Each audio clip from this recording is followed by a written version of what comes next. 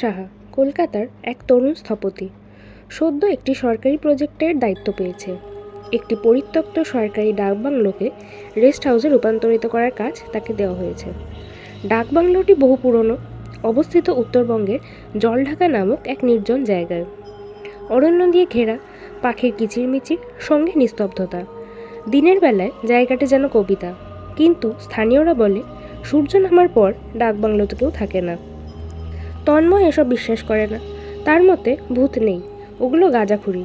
তাই সে নিজের ইচ্ছাতেই ঠিক করলো রাত কাটাবে ডাকবাংলোতেই। ডাকবাংলোটিতে মোট 8টি ঘর। তন্ময় একজন পুরনো কেয়ারটেকার মহাদেব কাকুর থেকে চাবি নিয়ে পুরো জায়গা ঘুরে দেখল। ঘরগুলো ধুলো মলিন, কাঠের মেঝে থেকে সোদা গন্ধ আসে।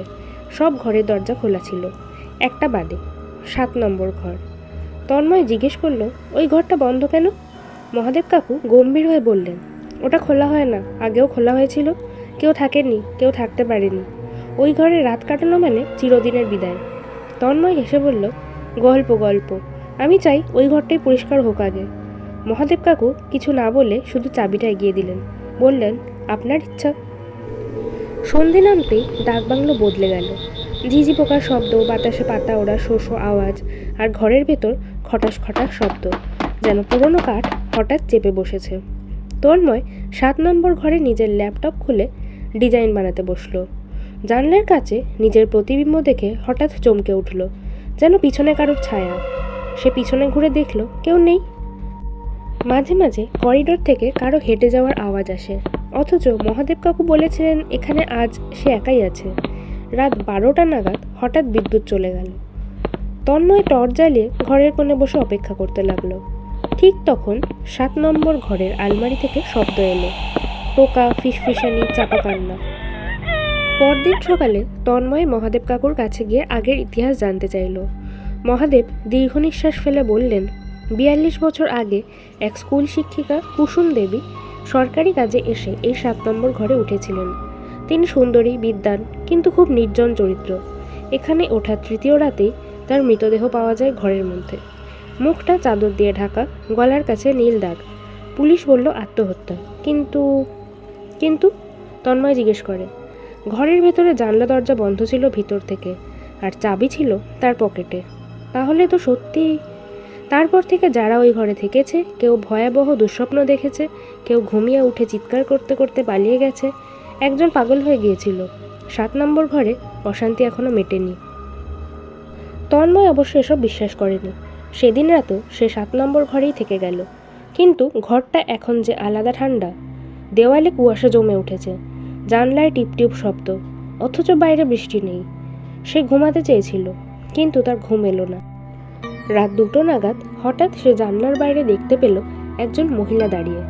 সাদা শাড়ি, কপালে সিঁদুর, মুখটা ঝাপসা। সে চোখ চুলকে আবার দেখল কেউ নেই। তন্ময় ভাবল এটা দৃষ্টিভ্রম, কিন্তু তখন ঘরের দরজা নিজে নিজেই খুলে গেল, আর সেখানে একজন দাঁড়িয়ে। সে কেবল বলল, তুমি কি আমার জায়গা নিচ্ছ? পরদিন সকালবেলা মহাদেব কাকু ডাক বাংলোতে এসে দেখলেন তন্ময় অজ্ঞান অবস্থায় পড়ে আছে ঘরের ভেতর, ঠোঁটে ফেনা, চোখ খোলা, অথচ ফোকাসিং। তাকে হাসপাতালে নিয়ে যাওয়া হলো। ডাক্তার বললেন ট্রমা থেকে হয়েছে। তন্ময় শুধু বলেছিল, ঘরটা আমার না, ওর জায়গা, আমায় ছেড়ে দাও। 2 মাস পরে তন্ময় কিছুটা সুস্থ হলো, যদিও স্বাভাবিক আচরণে ফেরেনি। সে একদিন কেয়ারটেকার মহাদেব কাকুকে ফোন করলো। ঘরের ভেতরে আলমারিতে একটা পুরনো ডায়েরি ছিল। আমি সেটা লুকিয়ে এনেছিলাম, এখন একটু একটু করে পড়তে পারছি। মহাদেব জিজ্ঞেস করলো, কী লেখা ছিল? তন্ময় বলল, ডায়েরিটা কুসুম দেবীর। তিনি কোনো আত্মহত্যা করেননি, বরং তিনি এক পুরুষ সহকর্মীর বিরুদ্ধে অভিযোগ আনতে চেয়েছিলেন, যিনি তাকে একাধিকবার হুমকিও দিয়েছিলেন। সরকারি ফাইল চেপে গেছিল। তার মৃত্যুর রাতে সেই লোক এসেছিল। মানে তিনি খুন হয়েছিলেন?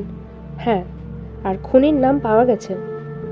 তন্ময় কাঁপা কাঁপা গলায় বলল, ডায়েরির শেষ পাতায় লেখা আছে, যদি কেউ এই ঘরে এসে পড়ে, তাকে আমি ব্যবহার করব আমার বার্তা পৌঁছে দিতে। সত্য প্রকাশক যে খুন করেছিল তার নাম। এরপর একটা দীর্ঘ নিঃশ্বাস। নামটা হলো মহাদেব সেন। ফোনের ওপাশে সম্পূর্ণ নিস্তব্ধতা। তারপর ফোনটা কেটে গেল। ডাকবাংলোর পুরনো রেজিস্টার খাতায় খোঁজ নিয়ে জানা গেল 42 বছর আগে এখানে যিনি পোস্টেড কেয়ারটেকার ছিলেন তার নাম ছিল মহাদেব সেন। কুসুম দেবী তার বিরুদ্ধে একাধিক অভিযোগের প্রস্তুতি নিচ্ছিলেন, কিন্তু অভিযোগ দায়ের হওয়ার আগেই তিনি মারা যান। বর্তমান মহাদেব কাকু বলতেন তিনি তার ছেলে, কিন্তু রেকর্ডে তার কোনো ছেলের নাম নেই। তাহলে যে মহাদেব তন্ময়ের সাথে দেখা করেছিল সে কে? একজন স্থানীয় বলল, মহাদেব কাকু তো বহু বছর আগে মারা গেছেন, আপনি যে কার সঙ্গে ছিলেন সেটা তো আমরা জানি না। তন্ময়ের পাঠানো সেই চিঠি আজও সরকারি দপ্তরে পৌঁছয়নি, আর 7 নম্বর ঘরের দরজা আবার বন্ধ, চাবিটা পাওয়া যায়নি আর। এরকম গল্প আরও শুনতে হলে চ্যানেলটিকে অবশ্যই সাবস্ক্রাইব করবেন, আর গল্পটা ভালো লাগলে লাইক করে দেবেন।